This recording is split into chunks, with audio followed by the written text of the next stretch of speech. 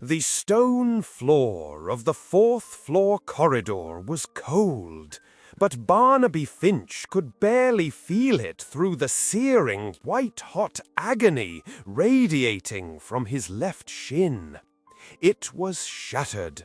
A blasting curse meant for his head had taken out a chunk of the wall, and the heavy masonry had crushed his leg instantly, pinning him to the spot. Dust, thick with the taste of pulverized centuries-old mortar and ozone, filled the air, stinging his eyes. He was alone. Or he was supposed to be. Behind him, huddled in the terrified silence of a broom cupboard, were 7 first-year students who had been separated from the evacuation groups. 7 children who were currently sobbing into their robes, depending entirely on a wizard who had failed his defense against the dark arts OWL twice. Barnaby gripped his wand, his knuckles white, the wood slick with sweat and blood. It was a hawthorn wand, usually reasonably compliant, but right now it felt like a dead stick in his hand. He could hear them coming. The heavy, arrogant bootfalls of snatchers, laughing as they kicked open classroom doors 50 yards down the hall. There were at least 4 of them, maybe 5. Barnaby did the mental math, a habit he used to calm himself during exams. 4 dark wizards against 1 Hufflepuff with a broken leg and a wand arm that was shaking uncontrollably. He had no offensive spells left in his arsenal that could take out 4 men at once. His stunning spells were slow and wobbled in the air. His shield charm cracked under anything heavier than a tripping jinx. He looked down the long, dim corridor. It was a straight shot, no cover, no alcoves. Just 60 feet of polished Hogwarts stone between the killers and the children. He tightened his grip on his wand, his mind flashing back to the humiliating laughter in the common room 3 weeks ago. He had been trying to perfect a household charm. A variation of a scouring spell designed to remove resistance from surfaces so heavy furniture could be moved without magic. Zachariah Smith had howled with laughter, calling it the laziness charm, asking if Barnaby planned to make a career out of sliding armchairs for old ladies. Useless, Smith had sneered. In a war, Finch, are you going to polish the Death Eaters to death? Barnaby swallowed the bile rising in his throat. He wasn't a duelist. He wasn't a hero. He was the guy who knew how to make things smooth, how to remove friction, how to make life a little easier. But as the first green flash of light illuminated the far end of the corridor, signaling the snatchers had spotted him, Barnaby realized that ease was not what he needed. He needed chaos. If you want to know how this forgotten witch turned a useless spell into Hogwarts' last defense, stay with me until the end of this story. The first spell tore past Barnaby's ear, singeing the hair on the side of his head. It hit the wall behind him, showering the cupboard door with sparks. The first years screamed. That was a mistake. The laughter down the hall stopped, replaced by a predatory focus. The footsteps sped up. They were running now. Barnaby could see them emerging from the gloom, masks discarded, teeth bared in feral grins. They saw a sitting duck, a wounded boy on the floor. They didn't even bother casting shields. They just sprinted, wands raised, eager to close the distance and finish the job with a knife or a curse. Barnaby's mind raced. He had 10 seconds before they were on top of him. He couldn't transfigure the floor into quicksand. He didn't have the power. He couldn't conjure a wall of stone. He didn't have the concentration. He looked at the floor. Smooth, ancient stone. He remembered the equation for his spell.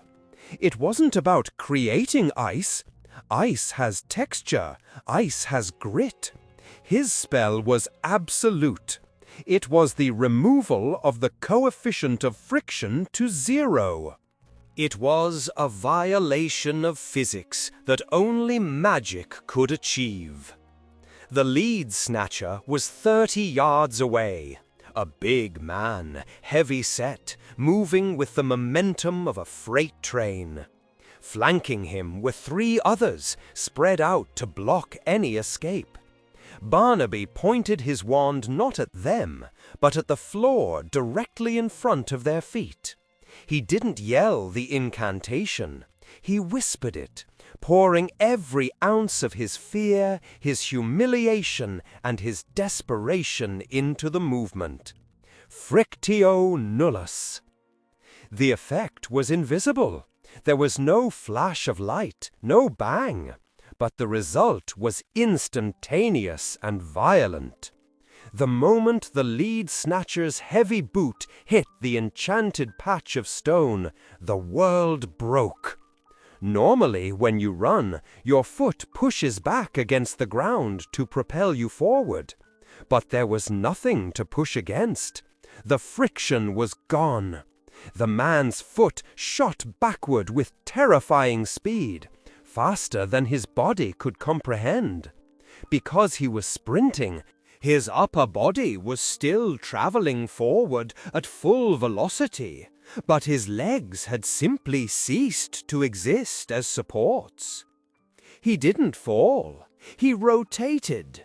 His legs flew up into the air. His torso slammed horizontal in mid-air, and he became a human projectile. He hit the ground hard, but instead of stopping or sliding to a halt, he accelerated. Without friction, there was no drag. He was moving as fast on his back as he had been running on his feet. The 2 snatchers behind him tried to stop, seeing their leader vanish into a blur of flailing limbs, but it was too late. Their momentum carried them onto the cursed zone. It was like watching a slapstick comedy played at high speed in a horror movie. One tried to dig his heels in, but his heels found no purchase. He did the splits so violently that Barnaby heard the tendons snap from across the hall. The man screamed, spinning wildly like a top, ricocheting off the side walls without losing an ounce of speed. The 3rd and 4th attackers collided with the first 2.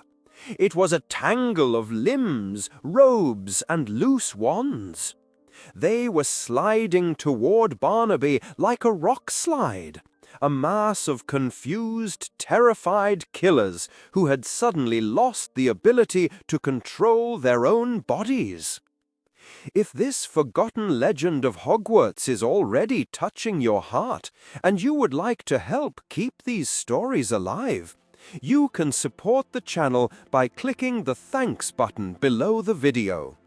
Every little bit helps me continue bringing you more hidden tales of courage and magic. Barnaby's eyes widened. He had miscalculated. He had stopped them from casting, yes, but now 4 heavy, armed men were hurtling toward him at 15 miles per hour, effectively frictionless bowling balls, and he was the pin. He couldn't move his legs. The spell covered the entire width of the corridor. If they hit him, they would crush his chest. He had 3 seconds. He pointed his wand at his own chest. Collar shoe. the stick-fast hex. He glued his own back to the wall behind him, anchoring himself to the stone masonry with a magical bond strong enough to hold a giant. Then he pointed his wand at the cupboard door behind him and cast Colloportus, sealing the children inside just as the human avalanche arrived. The impact was deafening. The lead snatcher, the big one, slammed into the wall 2 feet to Barnaby's right. The sound of air leaving the man's lungs was explosive. Because there was no friction to slow him down, he hit the stone with the full force of his sprint. He slumped instantly, unconscious or worse. The others crashed into the pile, a chaotic jumble of elbows and knees.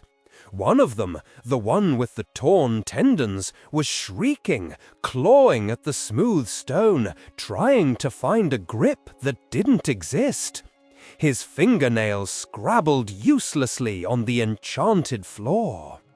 "Make it stop!" one of them yelled, disoriented, trying to stand up.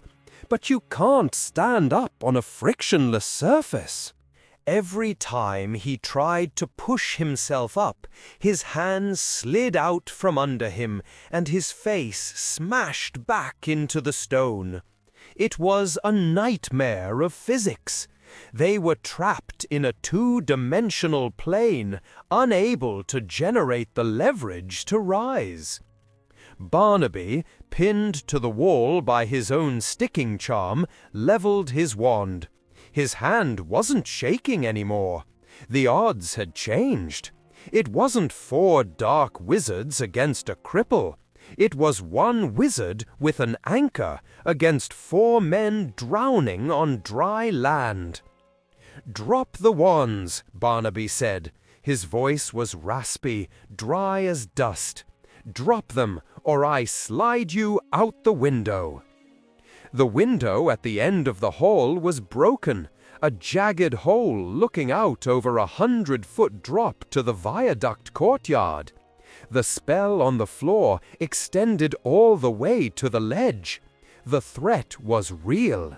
If Barnaby levitated them even an inch and gave them a gentle push, they would slide out into the night with nothing to stop them. The conscious snatchers froze. They looked at the boy they had planned to butcher. They looked at the terrifyingly smooth floor that had turned them into helpless infants. Slowly, with trembling fingers, they let go of their wands. The wands clattered onto the stone and immediately skittered away, sliding across the room like they were on ice, piling up against the far wall. Barnaby didn't relax. He couldn't. He kept his wand trained on the pile of men, counting his breaths. He forced himself to stay awake despite the pain in his leg threatening to pull him under. He watched them struggle, slip, and fall again and again, trapped by a household charm, a cleaning spell, a joke. Minutes turned into an hour. The sounds of the battle raged outside, explosions, screams, the boom of giants. But in this corridor, there was only the pathetic sound of grown men slipping and cursing in whispers, and the heavy breathing of a Hufflepuff who refused to blink. When Professor Flitwick finally rounded the corner with a squad of reinforcements, he nearly fell himself. He had to levitate himself over the zone. He looked at the pile of subdued snatchers, then at the floor, and finally at Barnaby, who was pale as a sheet, still glued to the wall. "Mr. Finch," Flitwick squeaked, hovering at eye level. "What on earth is this magic? I've never felt a ward like it." "It's not a ward, Professor," Barnaby whispered, His vision tunneling. It's for moving sofas. He released the sticking charm and slumped forward, unconscious before he hit the ground. The aftermath was quiet. There was no ceremony for Barnaby Finch. He woke up in the Great Hall 2 days later, his leg regrown by Skelegro, surrounded by the mourning and the celebration of the survivors. The 7 first years he had saved had been escorted to safety by Flitwick's group. They were alive. The Snatchers were in Azkaban, or what was left of it. Barnaby never told anyone the details. He didn't want the attention. He went back to being the quiet boy at the back of the room. But the story leaked out. Not the whole story, just fragments. The first years whispered about the wizard who turned the floor to water. The Snatchers in their cells refused to walk on polished floors, terrified of losing their footing. In the history books, the Battle of Hogwarts is won by Harry Potter, by the Order of the Phoenix, by the great duelists. But wars are not won only by the sword. They are won by the shields. They are won by the people who hold the line in the dark, empty corridors when no one is watching. Barnaby Finch proved that there is no such thing as useless magic, only lack of imagination. He proved that a Hufflepuff with a cleaning spell can be more dangerous than a Death Eater with a killing curse if he has something worth protecting. If this forgotten legend of Hogwarts touched your heart, tell me in the comments, what would you have done in Barnaby's place? Like the video, share it with another Harry Potter fan, and subscribe to hear more hidden stories of courage, magic, and impossible odds. Sometimes the smallest spell is the one that saves the castle.